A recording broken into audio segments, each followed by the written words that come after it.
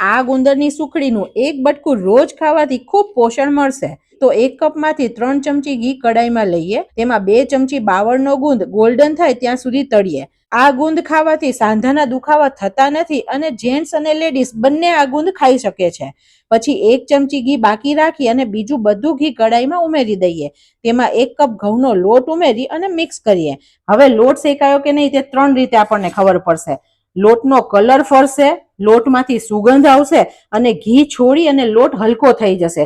બચાવ્યું તું તે ઘી પણ એડ કરી દઉં છું. 5-6 મિનિટમાં લોટ શેકાઈ જશે. હવે તમે જુઓ, પહેલાથી ટેક્સચર પણ ફરી ગયું છે અને તેનો કલર પણ ફરી ગયો છે અને ઉપર તમે આમ કરો ને તો ધીરે ધીરે ઘી પણ આવી રહ્યું છે. હવે ઘણા બધાને એવો પ્રોબ્લેમ હોય છે કે સુખડી ચવડ બને છે, કડક બને છે. તો આજે આ બધા પ્રોબ્લેમનું આપણે સોલ્યુશન કરીએ. આપણે રૂમ ટેમ્પરેચર વાળું દૂધ ઉમેરીએ છીએ. 1 ચમચી દૂધ નાખવાનું.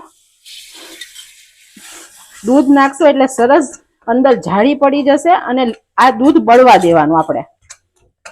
હવે બીજી 1 ચમચી જેટલું દૂધ એડ કરીએ છીએ. દૂધ બળી જાય એટલે કડાઈને તરત જ ગેસ પરથી ઉતારી લઈએ અને તેમાં ડ્રાયફ્રૂટ પાવડર ઉમેરીએ. પછી તેમાં સૂકા ટોપરાનું છીણ, સૂંઠ પાવડર, ગંઠોડા પાવડર પણ ઉમેરીએ. તળેલા ગુંદને ક્રશ કરીને ઉમેરીએ. સુખડી કડક બનવાનું કારણ એ છે કે લોટ ગરમ હોય ત્યારે જ ગોળ ઉમેરી દઈએ છીએ, તેથી ગોળનો પાયો થઈ જાય છે. તેના માટે મિશ્રણ થોડું ઠંડુ થાય પછી જ 3/4 કપ ગોળ ઉમેરી મિક્સ કરી અને થાળીમાં પાથરી દઈએ અને થોડી ઠંડી થાય પછી કટ આપીએ અને પૂરી ઠંડી થાય એટલે સુખડીના પીસ કરીએ.